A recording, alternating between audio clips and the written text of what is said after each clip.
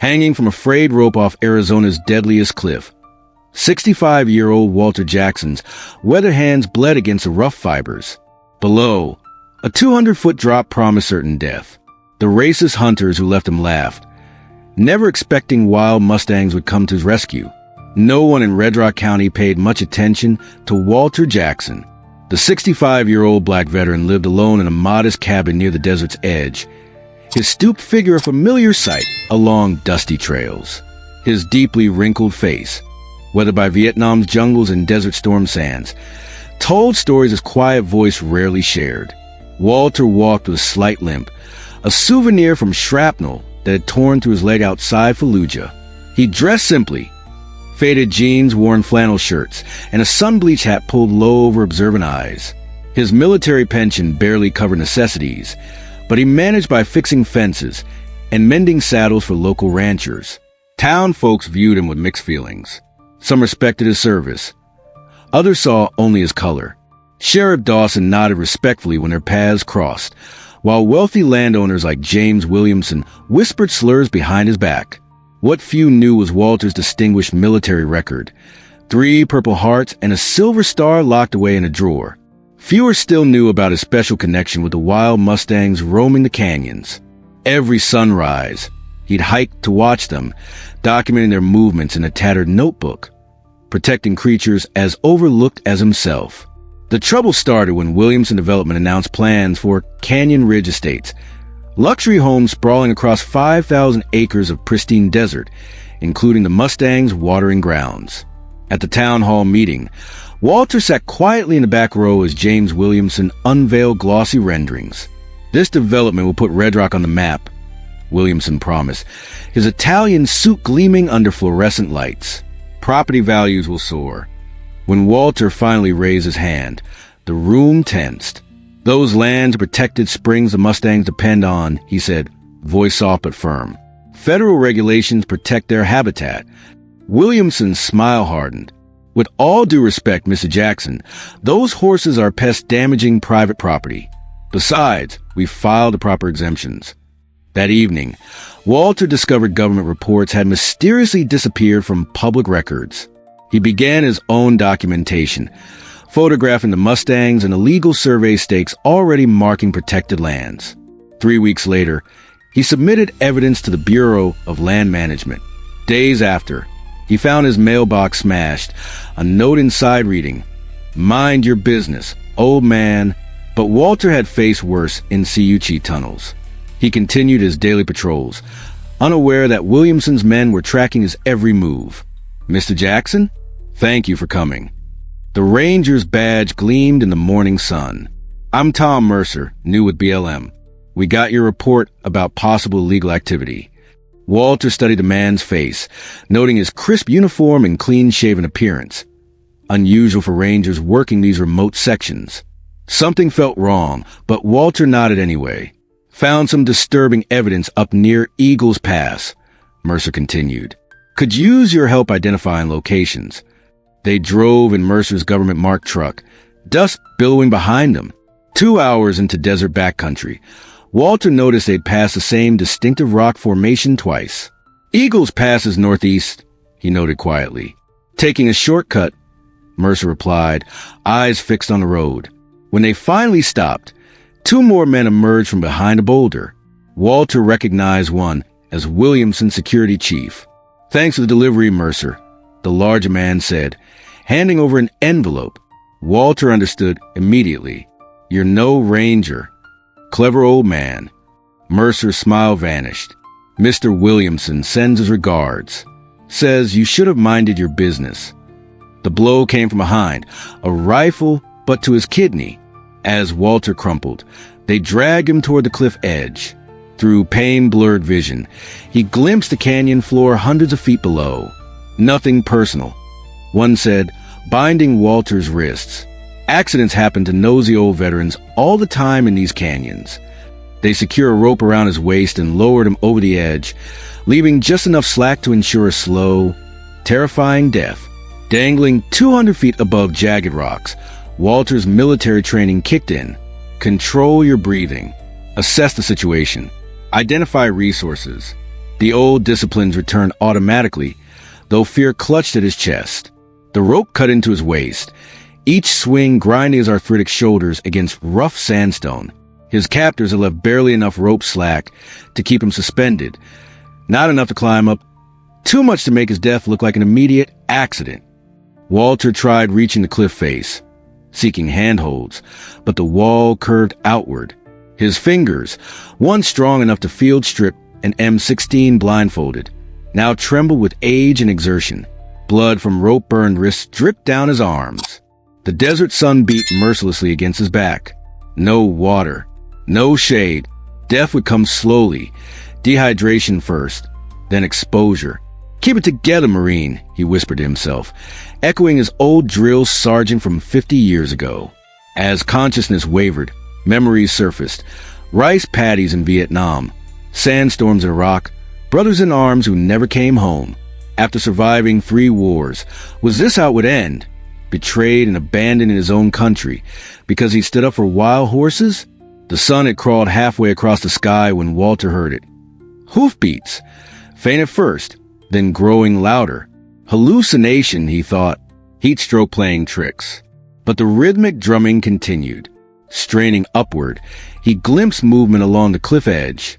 A dark silhouette appeared, a large Mustang stallion, coal-black with a white blaze down its face. The horse's ears perked forward, nostrils flaring as it studied the strange sight of a human dangling below. "Go on, boy," Walter croaked, throat parched from thirst and shouting for help. "Nothing you can do for me." Instead of retreating, the stallion pawed the ground and nickered softly. Within minutes, more horses appeared, a mare with a copper coat, 2 young stallions, and 3 others. They circled the edge, communicating through soft whinnies and snorts. Walter had documented these horses for months. He recognized the black stallion. He'd mentally named him Sergeant for the commanding way he led the herd. Now, seeing them gather at the cliff's edge stirred both wonder and sadness. "At least I get to see you one last time," he whispered. What happened next defied explanation. Sergeant approached the anchor point where Walter's rope was secured around a boulder. The stallion studied it, then began pawing near the rope, causing small rocks to tumble down. Walter's heart sank. If the horse dislodged the rope completely, he would plummet to his death. But Sergeant wasn't trying to dislodge it. The stallion gripped the rope in his teeth and began pulling backward, muscles straining beneath his glossy coat. The other horses gathered around, some nudging the rope with their muzzles, others pressing their bodies against Sergeant's flank as if lending strength.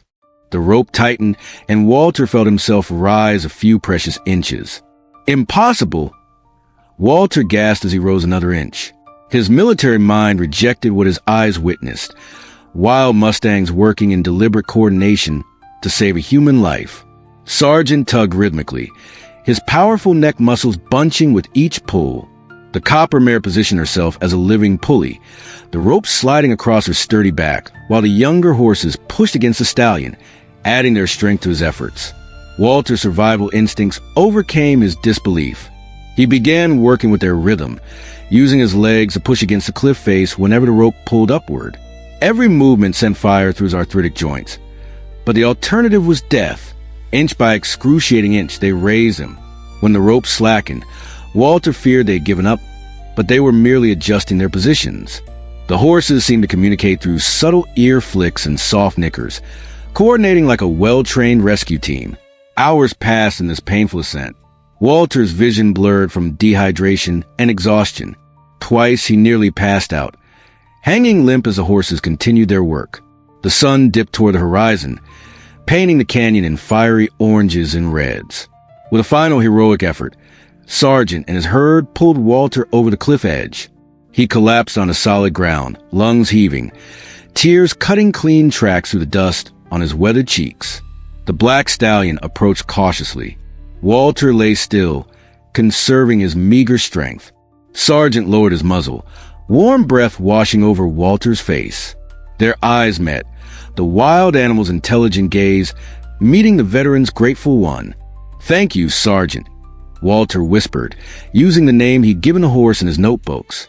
The stallion's ears pricked forward as if recognizing his name. Walter's military mind flashed back to another time, another place. Specialist training few civilians knew existed. In Vietnam's later years, Walter hadn't just been any Marine. He'd been part of an experimental cavalry unit trained to work with horses for covert operations in mountainous regions too difficult for vehicles. Ghost Horse Squadron, he murmured, the classified program's name passing his lips for the first time in decades. These wild Mustangs had just executed a rescue that mirrored techniques his unit had pioneered. 3 days later, Red Rock County's town hall overflowed with residents, reporters, and curious onlookers. At the podium, James Williamson adjusted his silk tie nervously while addressing the crowd. "These accusations are preposterous," he declared. "Why would my company harm an elderly man? Mr. Jackson probably got lost and fell. It's unfortunate, but..." The double doors swung open. Walter Jackson entered, leaning on a handcrafted walking stick. Though still bruised and moving gingerly, his posture had straightened. He no longer appeared as the frail, old man the town had dismissed. A collective gasp rippled through the room. Williamson's face drained of color. "Mr. Jackson is alive," someone shouted. Murmurs erupted as Walter made a slow, deliberate way to the front, each step punctuated by his walking stick's solid thump. Sheriff Dawson moved to offer support, but Walter politely declined. This was a walk he needed to make alone. "Mr. Williamson," Walter began, his voice soft but carrying clearly through the hushed room. "Your men left me to die, hanging from Eagle's Pass cliff." He opened a battered leather case, removing photographs. "These show your fake ranger, Tom Mercer, receiving payment from your security chief." He laid out more evidence. GPS coordinates, voice recordings captured on a specialized watch the military had issued veterans of his unit, technology Williamson's men hadn't thought to check for. "You attempted murder because I stood in the way of your development." Williamson sputtered denials until Walter played the recording of his men's conversation at the cliff. The businessman's face contorted with rage. "Who would believe an old black man over me? You have nothing but circumstantial." "He has witnesses," Sheriff Dawson interrupted, stepping forward with federal agents. "Mr. Jackson isn't the only one monitoring those canyons. We've had cameras tracking the Mustangs for the Endangered Species Program."